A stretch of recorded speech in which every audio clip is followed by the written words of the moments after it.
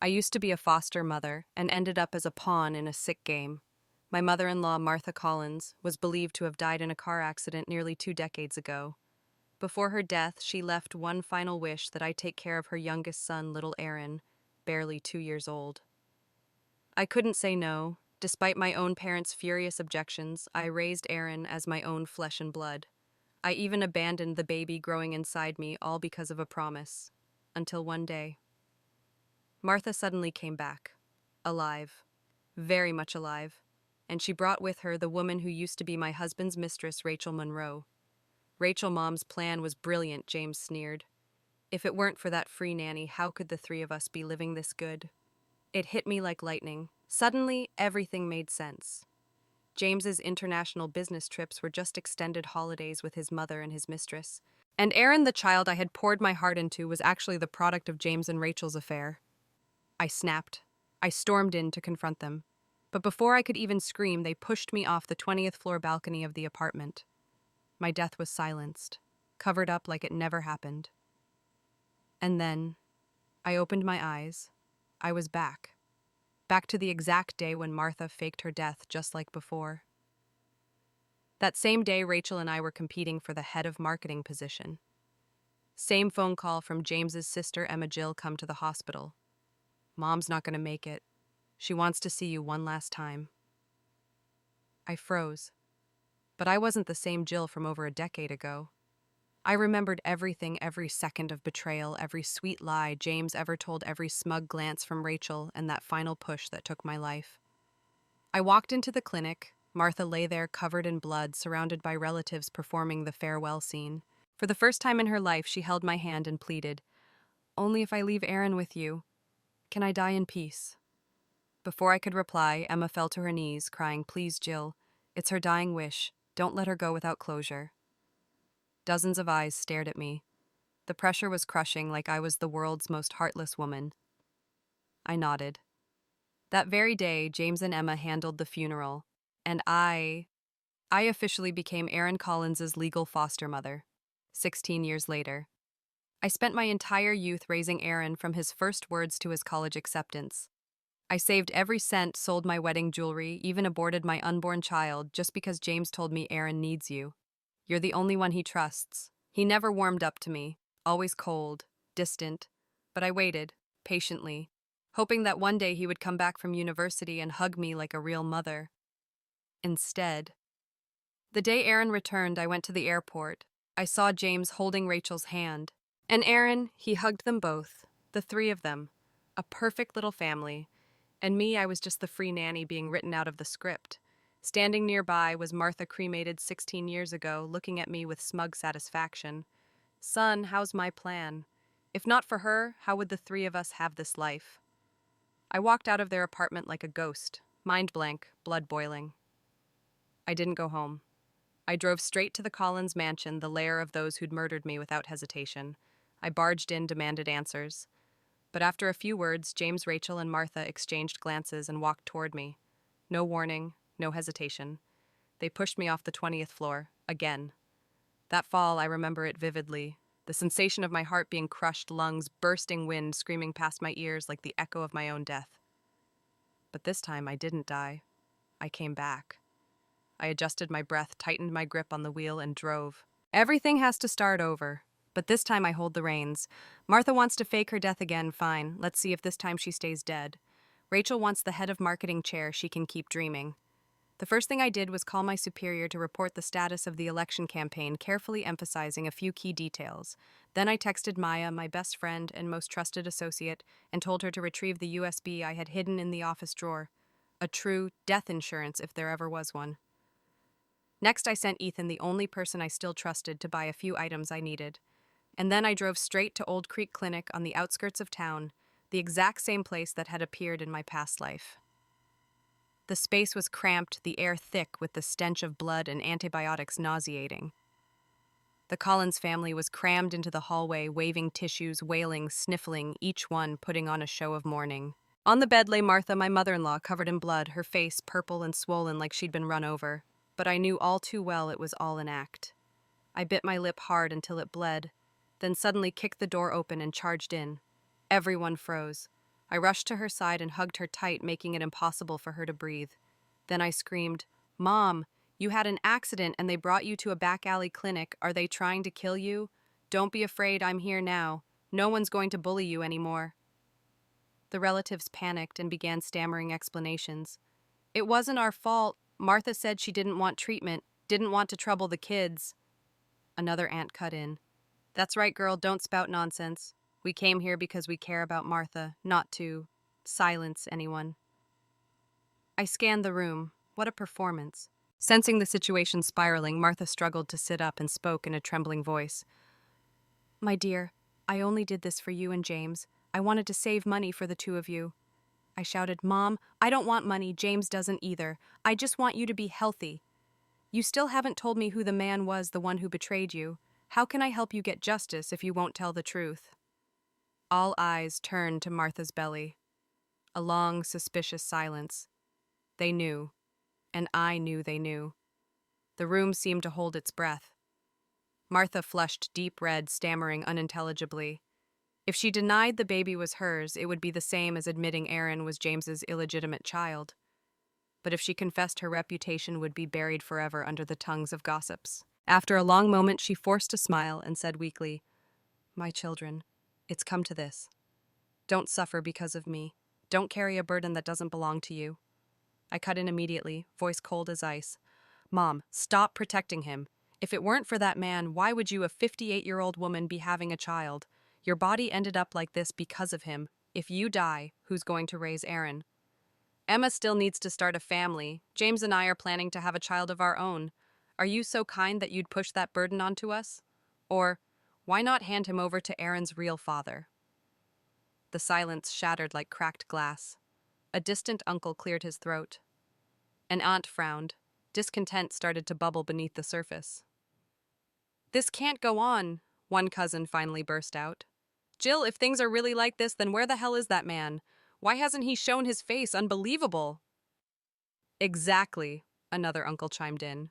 "Aaron's his kid. He should take responsibility. What? He can't even pay child support." I turned to look at Martha, now curled up in bed. She trembled all over, trying to speak, but her voice failed. Don't say that. That matter is..." Watching her squirm like that, I knew she still hadn't given up on hiding the truth. I quickly pulled a handkerchief from my pocket, pretending to wipe the blood from her mouth. But just then, Emma, my sister-in-law, lunged forward, yanking me away and screaming, "Everyone, let Mom say her final words. Time is running out." All eyes turned once again to Martha. But she had her eyes tightly shut. I stepped forward to check her breathing. A moment later, I let out a primal scream. "Mom, you can't leave us like this." Emma's eyes widened in horror. The scene had completely gone off script. But she quickly recovered, throwing herself to the floor, sobbing loudly. An older aunt stepped forward, sighing, "Jill has left. The deceased must be respected. We must prepare the funeral at once." Before anyone could respond, Emma jumped up. "Mom told me she didn't want to trouble anyone. She wanted to be cremated as soon as possible." Then she turned to me, her eyes calculating. "Sister-in-law, I know you have something important at work today. Go ahead and leave this to me." I let out a cold laugh, my voice sharp as a blade. In this world, what could be more important than a mother-in-law who just passed away? James isn't here, so I, as the eldest daughter-in-law, must stay until the very end. I refused once, twice, 3 times. And each time Emma's plan unraveled a bit more. Finally, she lost control and snapped. "Are you deaf? I said we don't need you. She's my mother's funeral. Why are you even here?" I stepped back, my eyes welling with tears, voice trembling. "What do you mean by that, Emma? You don't see me as part of the Collins family. Is this your opinion, or your mother's, or James's?" Then I collapsed into a corner, hugging myself, crying as if completely broken and powerless. The judgmental stares began shifting toward Emma. She panicked, scrambling to explain, No, that's not what I meant. I just didn't want to interrupt your work, that's all." I softened my voice. "It's all right. I've already taken the day off.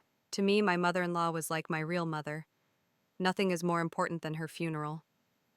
Just then, the hearse I had arranged arrived. Emma panicked, nearly losing it, and rushed to block the body. "No one touches my mother. James needs to see her one last time." I narrowed my eyes, watching her like a puppet botching the final act of her performance. Unfortunately for her, the lead actor couldn't make it. Right before that moment, my best friend Maya had sent a message. Rachel and James have just been taken by the police. They found a recording of their conversation with the rival company. The evidence in your USB was irrefutable. I knew everything was unfolding exactly as I had planned. After being murdered, I had overheard their entire scheme. That USB, the one they had desperately searched for, was the sharpest dagger. As the crowd began whispering in annoyance, I stepped forward gently, offering cover. Please understand, everyone. Emma has always been close to James. She's probably just overwhelmed by grief. I've been calling James since this morning, but he still hasn't answered. He must be caught up in something. Please give him a little more time. But the elders were no longer patient. What could possibly be more important than your own mother dying? He always talks about being a devoted son, but look at him now. The daughter-in-law is doing more than the actual son. Emma wiped sweat from her brow, trying to make a few more calls, but not a single one got through. The hearse blared its horn, shrill and jarring against the silence of the courtyard. The crowd was growing restless. The oldest Uncle Samuel had had enough and shouted, "Everyone stop waiting, load her onto the car." Emma, on the verge of breaking down, lunged to the bed and shook her mother like a madwoman. "Mom, wake up. If you don't get up, you'll really die." I couldn't let that golden opportunity slip away. Smack, smack, smack, smack. I gave Emma 4 resounding slaps, tearing apart the final mask. 4 slaps, an advance interest payment for her role in my murder. Emma clutched her face, her eyes flashing with hatred, but a sharp clarity returned to them, and yet that very silence put me on edge. She was planning something. The hearse slowly rolled forward. My mother-in-law, Martha, was taken away. Emma no longer resisted, but I felt no relief. Instead, every nerve in my body tightened like a wire instinct told me something shady was coming. When the car finally stopped, the relatives were puzzled. Didn't they say the funeral home was in the south part of the city? Why are we in this remote place up north? Did the driver take the wrong route? People started confronting the driver when Emma stepped forward and blocked them. I told him to take this route. My dad was cremated here. I just wanted Mom and Dad to be together again. She spoke with such believable emotion that no one had the heart to argue. But I knew better. It was the perfect performance. Her boyfriend Logan worked here. She was trying to use that relationship to quietly dispose of Martha. As the funeral staff came out to receive the body, Emma quickly ran forward, trying to pull Logan aside to help. But out of nowhere, the eldest Aunt Ruth appeared and blocked her path. A heated argument broke out in the parking lot. I stood watching, utterly amused. If I hadn't flattered Aunt Ruth earlier, praising Logan as the most diligent employee, she wouldn't have jumped in to take charge like that. While the two were still pushing and pulling each other, Martha was already wheeled into the main hall by the staff. Emma noticed too late. She tried to run after, but the others stopped her. I'd already told them Emma was acting irrationally out of grief. Now they had even more reason to keep her away. Seizing the moment, I spoke to the people lined up outside the hall, asking them politely to let me through. After thanking them, I bent down, wiped Martha's face, and whispered into her ear, "Mother, I know you only took a sedative to fake your death. You did it just to bring James's illegitimate child back to me for adoption. Do you know how I figured it out? Because I was reborn. In my past life, you tricked me. I raised Aaron for over a decade, sacrificed everything, even aborted my own child, all for him. And in return, you all conspired to throw me off the 20th floor balcony and left me to die like trash. But this time, I crawled back from hell. I'll raise Aaron into a useless failure, the dead weight that drags the Collins name to extinction." Her eyelids twitched uncontrollably. She was clearly trying to open her eyes, but the sedative was too strong. I pretended to wipe a tear from her eye, but in reality, I was pressing her eyelids shut. "Don't wake up yet, Mother. It's almost your turn to enter the cremation chamber. I'll send you off with my own hands. When the flames hit, struggle hard, maybe you'll get a second chance at life. Remember, Mother, I'll be standing right outside that door watching as you burn inch by inch. The faster you turn to ash, the lighter my heart will be." God. When her body was fully pushed into the incinerator, I placed my hand on the ignition button. But just as I was about to press down, a hand grabbed mine tightly. I turned around and was met with Logan's furious face. He shouted, "Jenna, stop right now! You absolutely cannot cremate her. You're just the daughter-in-law. You have no right to handle her remains. I let out a cold laugh. The Collins family? You're just a wannabe son-in-law who hasn't even married in, and you dare interfere with my business.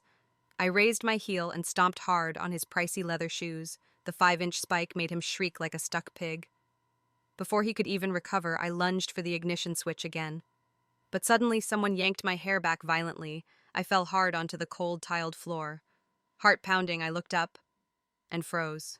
James Collins. Why was he here? Jenna, I... I'm sorry. I don't know how to explain.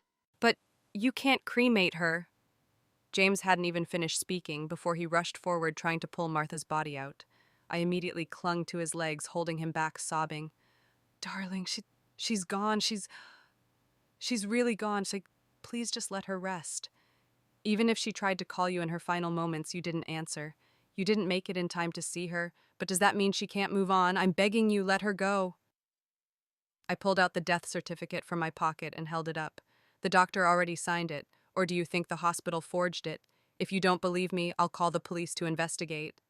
Don't call the police, James shouted instinctively, not even thinking. That panicked reaction sent a hush over the entire hall. Then came the murmurs. He didn't come when she died, and now he's stopping the cremation. Could her death have something to do with him? He freaked out the moment police were mentioned. Something's clearly off. James's white shirt was soaked in sweat. He stammered, eyes wild, as the growing crowd began whispering with suspicion. Just then an impatient staff member approached. So are we cremating or not? There are people waiting. I seized the moment and gently offered, let's give up our turn. I'll call the police, and once my husband calms down, we'll decide. James clenched his teeth, spun around, and slammed his fist onto the ignition. Boom! The machine roared to life. The cremation chamber lit up with crimson flames, casting a flickering glow on Martha's body. I widened my eyes quietly, watching the scene of chaos unfold. And then, she sat up. James screamed in terror. The staff quickly explained, just a gas reaction. Sometimes corpses twitch or sit up because of muscle contractions. It only looks like she's alive.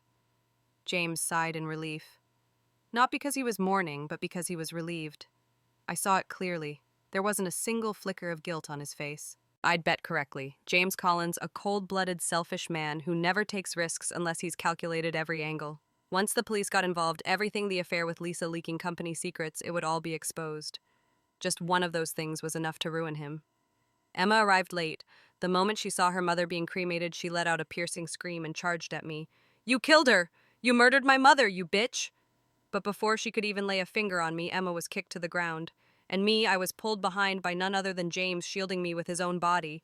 Emma froze, eyes bloodshot. You're not going to stand up for Mom. She was murdered, and you... Shut up, James snapped. Are you insane? She's already dead? Don't stir up more trouble. Jenna did the right thing. Not giving her a chance to speak again, James dragged her out of the room. I used the moment to quietly retrieve the hidden phone I had recording from the corner, my final piece of evidence.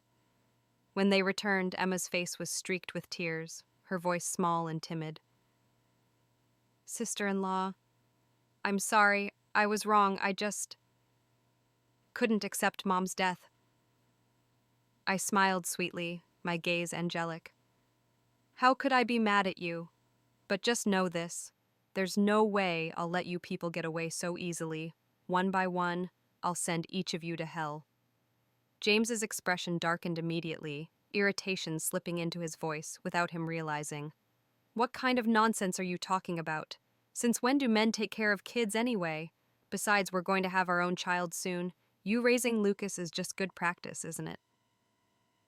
The moment those words left his mouth, memories from my past life came flooding in like a storm. When Lucas was only 4, I got pregnant unexpectedly. James kept hounding me about birth defects, said I was too old, that giving birth to a mentally disabled child was worse than not having one at all. He even used Lucas as an excuse, saying if someone found out he was adopted, the Collins family would become a laughingstock. Because of him. Because of this family. I aborted my own child, and I paid for it with my entire life. But to them, I was nothing but a glorified babysitter, someone hired to change diapers and mix formula. I forced a smile, looked James dead in the eyes. You're right, then go pick him up. But remember, If anything happens to Lucas, don't blame me. James's eyes lit up like a gambler who just won the jackpot. What could possibly happen? Don't I know my wife? You're the most responsible person I know. I should be thanking you. I closed my eyes. Did he really think I still believed his sweet words? In my past life, I gave up everything for James. I believed he was a good husband. I believed in our 4 years of marriage. And when the truth finally came out, all I felt was disgust. The car stopped in front of the old apartment where Martha Collins used to live. James got out in high spirits, completely forgetting I was still in the passenger seat. I didn't call after him. I just pulled out my phone, opened TikTok, and started scrolling. Didn't even want to see that two-faced son of his anymore. My phone rang. James was calling. I declined 3 times before finally picking up slowly. Jenna, what the hell are you doing? Don't you have any sense? Come help me, I can't carry this alone. I feigned surprise and laughed. Oh, you didn't say so earlier. You looked so confident I thought you could handle it yourself. I'm at the mall right now picking out baby formula for your precious little one. James fell silent, then growled through clenched teeth. Make sure it's the good kind. Kids need proper nutrition. I scoffed and hung up. An illegitimate child with no status. What right does he have to eat well, wear nice clothes, and spend my money? Not a chance. I strolled through the mall for lunch, casually picking up a few things for myself. I grabbed the cheapest box of formula off the shelf, paid for it all, using James's family membership card. His money. If I didn't spend it, was I supposed to leave it for that Mistress Lisa to enjoy? After a satisfying meal, mood light as a feather, I finally made my way back to the apartment. James was panting beside the car, drenched in sweat hair, matted to his forehead, looking like a total mess. He was pathetic. Comically so. When he saw me carrying shopping bags, his face twisted with resentment, especially when I pointed to the bags and said, "For the kid." James looked like he'd just taken a punch to the gut. His mouth opened, but no words came out. I ignored him and got in the car, settling into the passenger seat, ready to reply to some work messages. But James suddenly snatched the phone from my hands. Babe, stop with the phone already. If you have time, take a look at your son. Just look at Lucas. Isn't he adorable? Want to hold him? He smiled sweetly, the kind of smile I used to think was the warm affection of an older brother. Now I just saw it for what it was: fake, pathetic. That so-called fatherly love was practically leaking out of his eyes. Without warning, James tried to shove the kid into my arms. I immediately pulled away. I just sprayed perfume, it's not good for babies. But he wouldn't back off, still trying to make me hold him. I lost patience and shoved hard. Lucas started bawling instantly. James roared, "Jenna, are you crazy? It's one thing to fight with me, but why take it out on a child?" A storm of rage erupted inside me. Yes, I am crazy, so don't you dare toss your kid at me. Once you do it once, there's going to be a second time. I grabbed my bags, my phone, slammed the car door, and stormed off. Didn't look back. I hailed my own cab, went home alone. The moment I sat down, tears streamed down my face, unstoppable. I thought I could stay cold when I saw Lucas again. I even told Martha earlier that I'd raise him until he was ruined beyond repair. But the moment I saw that little face, all the old pain came flooding back like knives slicing through my chest. That child. The child I had loved and cared for 24 years. How many 24s do you get in a lifetime? I had given a fifth of mine to him. And now, I was forcing myself to be numb to that face. Was I really going to waste the rest of my life like this because of people like them? Because of this exhaustion washed over me? I called my boss, planning to ask for 2 days off to breathe and think through my next steps. But he just said gently, "Come to the office first. There's something important we need to discuss." When I arrived, coworkers were whispering behind my back, the atmosphere equal parts absurd and eerie. Before I could ask what was going on, Tess, my best friend, yanked me straight to the rooftop. "Lisa's been suspended. The position is officially yours." I hadn't even reacted yet when Tess continued, voice tight with anger. But before she left, she threw a fit, crying about being wronged. And now she's spreading rumors that you and the boss had a physical arrangement. The whole staff group chat's buzzing like crazy. She showed me the screen. Because the topic was me, Tess had to sneak in using a secondary account. One look at the slander flooding the chat, and my blood surged with fury. Lisa had struck first. Same old tricks. Reverse the roles. Lie like it's gospel. Report it to the police, maybe, but getting evidence wouldn't be easy. I remembered that smug, despicable face from my past life and immediately changed tactics. No. I would get my revenge, every last one of them. No one walks away clean. Tess, I need your help with something. I leaned in and whispered the next step of my plan. After leaving the boss's office, I got the news the company's core project, the one that would determine my promotion, had gone viral across the office. Everyone knew if I screwed this up, my department head title would be revoked immediately. When I got home, James was already there. He looked up when he saw the stack of documents in my hand. "What's that?" I smiled and answered without holding back. "It's the most profitable project of the second half of the year. If it works out, the company's revenue will double. And I'll definitely get promoted." I made sure to throw in Lisa's name deliberately. If she hadn't gotten caught colluding with our competitors, this position would have been hers. There's no way I could have competed with someone who had both capability and connections like she did.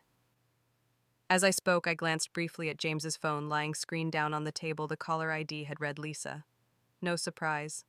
True love, huh? Even if the company hadn't caught them red-handed, the two of them were inseparable. I made a show of absent-mindedly placing the documents into the drawer and set the keys down somewhere very visible, all for James to see clearly. Then I walked into the child's room. Lucas was around 2 years old, fair-skinned, chubby, clearly well-fed. Thinking of that woman, the same one who once couldn't bear to buy me a few bags of fruit, now pouring her heart out raising her son's illegitimate child, I really had been blinded by lard. I spent an entire past life suffering for people who weren't worth it. I gave Lucas's butt 2 firm smacks. He immediately burst into tears. Unfazed, I snapped a photo of him mid-cry face, all red and scrunched up, and posted it on my social feed with the caption, "First time being a mom, asking for advice. What do you do when your kid just won't stop crying?" Not long after, I got a private message from an anonymous account, Gray Silhouette Avatar. She was asking for baby care tips. I didn't reply intentionally. Let Rachel stew in her anxiety. I knew that account. In my past life, she used the same one to spy on me 24/7. 5 minutes later, James kicked the door open, face flushed red with fury, looking like he was about to explode. The room was a mess, and Aaron's cries echoed like he'd been abandoned in a desert. James shouted Jill, "What the hell are you doing? Why would you let him cry like this?" I just stared at him blankly, not a word in my defense. In the end, James clenched his jaw and silently changed Aaron's diaper, rocking him to sleep himself. From that day on, I deliberately posted the ugliest photos of Aaron online every single day, milk all over his mouth, face scrunched in a frown, crying until his eyes were red. Each time Rachel would blow up James's phone, interrogating him nonstop, forcing him to rush home to care for the child. In less than a week, James lost 5 kilograms, face gaunt like someone with chronic insomnia, and me, I was glowing, slept well, ate well. My skin was radiant like I'd just come back from the spa. Their relationship began to crack. One night, James lost it on the phone, shouting curses. Even Aaron, the child he once coddled like a fragile treasure, he left crying the whole night. That very night, he stormed out. I quickly posted a status. "Lately, my husband's been more distant. Keeps saying he wants a child that's truly his." 10 minutes later, I deleted it, but I knew Rachel wouldn't be able to take much more. To set the stage for their touching reunion, I casually told James I had to leave for a business trip. That afternoon, just as the sky turned amber with sunset, Rachel showed up at my house. She dashed in, hugging Aaron tightly, crying and laughing like a madwoman. "My baby, Mommy's here. I'm your real mommy." James stood to the side, and for the first time in days of tension, he broke into a genuine smile. He wrapped both mother and child in his arms and said cheerfully, "Babe, hang in there. We've got free childcare now. I'll convince Jill to register the kid under your household. It'll be easier for paperwork later." Rachel gave him a playful side-eye. "I thought you said you'd have a kid with Jill." "Don't feed me empty promises like that," James burst into laughter. "Have a kid with her. Please." Back then, I told people Aaron was my mom's adopted child because I'd already planned to only raise kids you gave birth to. "You think I like that wax statue of a wife?" Rachel laughed along gleefully. But then her smile faltered and she lowered her voice. "But your mom faked her death just to help me. Now she's really dead. What if your sister slips up and tells Jill everything?" James, still teasing Aaron, waved it off lazily. "That girl, she's nothing. If she doesn't listen, I'll kick her out. Anyway, this whole house was already transferred under my name." The two traitors barely finished their lines before clinging to each other like glue, making out in the middle of the living room. and I, Jill, sat before the surveillance monitor watching their every move with sharp focus. While they were still busy acting out their fake fairy tale, I marched into the house with a full squad of colleagues from the company. The door slammed open. A dozen people stood there witnessing every disgusting second. The bright red lipstick on James's cheek hadn't even dried. In the frozen silence, my best friend Tessa suddenly shrieked, "Oh my God, Rachel, are you seriously kissing Jill's husband right now? So you're the infamous homewrecker everyone talks about?" Her words dropped like a bomb, and someone in the group suddenly gasped, "Wait, isn't he the rep from our client's side? Holy crap, that's Jill's husband. He's cheating. In his wife's own house. How do you even live with yourself?" Rachel panicked, screaming over the rising outrage, desperately trying to spin it. "Stop talking nonsense. I just came to drop off documents for Jill. He tripped and I just caught him. That's all." James quickly joined in. "Yeah, exactly. We just bumped into each other. You're all misunderstanding." The excuse was so weak it was almost funny. And right at that moment, the TV screen flickered on. The surveillance footage started playing. Every single word the shameless couple had exchanged echoed through the room. "Babe, have a baby together. Kick her out of the house," loud and clear. I turned to James, eyes brimming with tears, voice trembling with heartbreak. "James, how could you do this to me? You didn't just cheat. You hid a child from me for years. 4 years of love, was I really just some idiot you toyed with?" I cried. But not for him. For the naive, blinded girl who once gave him her whole heart. The past version of me. James opened his mouth to speak, but the cold voice from the TV cut through. In this footage, Rachel clearly sees Jill's project documents. She came here to steal them. Her intentions are crystal clear. I walked straight to the desk drawer, the one where I'd intentionally left the documents and key. I yanked it open empty. Every pair of eyes in the room snapped toward Rachel, staring at her like a thief. Rachel screamed, frantic, pointing at me. "It wasn't me. She's framing me. This is all a setup." Tessa immediately stepped in front of me, her voice laced with fury. "What more do you want? You stole her husband now. You want her job too? You seriously have no shame."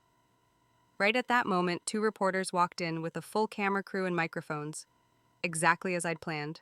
Originally, it was just supposed to be a few colleagues acting as witnesses, not exactly newsworthy, but a mother-in-law faking her death to force the daughter-in-law to raise the mistress's child. That's a national scandal. Under the blinding flashes of cameras, James and Rachel frantically shoved each other, each trying to use the other as a shield to cover their face. I didn't let them off that easy. I stormed over and slapped them.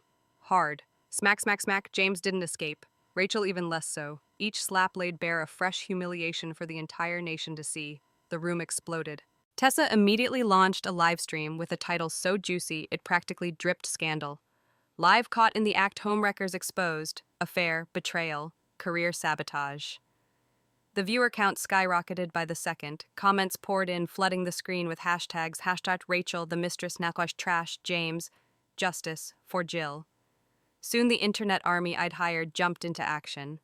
Anyone watching the stream now had the full picture. Just then, footage of Martha's cremation at the funeral home began going viral.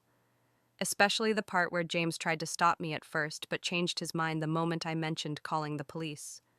The internet erupted with conspiracy theories, planned fake death asset fraud, illegitimate child cover-up rumors spread like wildfire. The police issued an official request to investigate. And as the direct victim, the primary complainant, I had no choice but to file charges. When 2 officers arrived at the scene, James immediately turned on his heel and started shouting right in front of me, "Babe, I had nothing to do with this. It was my mom, Martha, and Rachel. They planned everything behind my back. You can't believe anything they say. I'm innocent, Jill, innocent." He completely washed his hands of responsibility, throwing Rachel under the bus without hesitation. "It wasn't me. Rachel and my mom, they set everything up, stabbed in the back in front of a full crowd." Rachel lost all composure. She lunged at James, clawing his face. "You liar. It was your idea. You planned everything from the start. Now you want to play dumb and pretend you knew nothing." You wish James snapped and kicked her to the ground. But before he could lie any further, Rachel screamed in his face. "I have evidence, texts, voice recordings. You were the mastermind behind it all. Don't push me, or I'll expose everything right here." The 2 of them started tearing each other apart in front of the entire room, not even pretending to keep up appearances. Every sentence they hurled was a media firestorm waiting to erupt. In a final panic, James shouted, throwing yet another name into the fire. It was all Erin. My sister. She said she hated Jill, that's why she came up with this scheme to torment her. She even said she wanted Rachel to be her sister-in-law and pushed the whole plan. That one sentence instantly shifted the public's anger toward Aaron James's biological sister. Rachel caught on and immediately piled on. That's right, it was Aaron. She told me what to do, I was just following her lead. But what they didn't know was that Aaron, eyes red and puffy, had been silently standing in the crowd the whole time. I had messaged her before all this. Only one sentence. If you want to know who your beloved brother truly is, then come and see it for yourself. When James dragged her name into it, Aaron screamed, "It wasn't me!" She stepped out from the crowd, eyes brimming with tears, voice trembling but full of resolve. I stepped back a few paces, clearing a path so she could lock eyes with James and Rachel. It was you, James, who killed Mom. You knew full well she was still alive. But to stop the truth from getting out, you coldly pushed her into the cremation chamber. The room exploded. The live stream was instantly cut off. Police summoned all of us to the station for investigation. Once I was cleared of any suspicion and stepped out of the precinct, the story of the fake dead mother-in-law forcing the daughter-in-law to raise the mistress's child shot straight to the top of the hot search. Everyone online was asking the same thing: why fake her death, and how did it become real? That night, under public pressure, the police issued an official investigation notice. A case involving a death couldn't be brushed off, nor could it be excused. While awaiting the outcome, Tessa, my closest friend, took me to meet the key investor for the company's major project. After sealing the deal, we high-fived in celebration. We'd planned it all back on the rooftop. Tessa would handle the meeting, while I would pretend to carry critical documents and bait them with little Aaron Jr., the illegitimate child. James and Rachel had always been cautious, meticulous, covered every trace. But when emotions override reason, instinct takes over and their true nature unravels. They themselves ripped off the mask they'd spent years carefully crafting. The day I officially assumed my role as head of project development, the police simultaneously released the final report. James, Rachel, even Aaron, none of them escaped the law. During the interrogations, they turned on each other, tearing down lie after lie as if determined to drag each other to hell. On sentencing day, I deliberately brought Aaron Jr. to court. The child innocent smiled brightly, completely unaware that the people he called Mom and Dad were now being judged by society, exposed by truth, punished by law. That scene, pathetic, shameful, ruined, was something I never got to witness in my past life. After I died, they didn't even let me rest in peace. They slandered me, spread filthy lies about my death, destroyed my parents with grief. But today, the heavens finally opened their eyes. Karma arrived. After court, I personally found a kind family to adopt Aaron Jr. They weren't rich, not glamorous, but they were honest, loving, moral. Everything I never received from my so-called in-laws. Years later, while buying groceries at the local market, I ran into Aaron Jr. again. He was helping his adoptive parents sell meat hands, swift mouth, murmuring prices and calculations. His shirt was old, the collar frayed with time. His face still young, but the lines of exhaustion too mature for his age already etched in. The moment he saw me, he ran straight into my arms, eyes sparkling. "Auntie, I think I've seen you before, haven't I?" I lowered my head, smiled softly, and gently unwrapped his little fingers from around my waist. I didn't respond, didn't turn back. I just walked away, leaving behind those clear, searching eyes, watching my silhouette fade. In the end, I learned a bitter but necessary truth. Kindness, when placed in the wrong hands, becomes a tool to be trampled on. Love, when given to the wrong people, turns you into a puppet in their cruel performance. What I paid for that blind trust was my youth, my child, years of living as a glorified babysitter for a family that never treated me as their own. But because of all those shattered pieces, I finally woke up. I learned how to cherish myself, and understood this blind sacrifice is never met with gratitude, only exploitation. From now on, I will live for me clear-headed, strong, and never again will I let anyone, not even blood, turn me into a pawn in their game. Thank you for watching. I hope you enjoyed a relaxing and captivating storytelling experience. If you liked the video, don't forget to like and subscribe. Your support gives me the motivation to create more amazing content.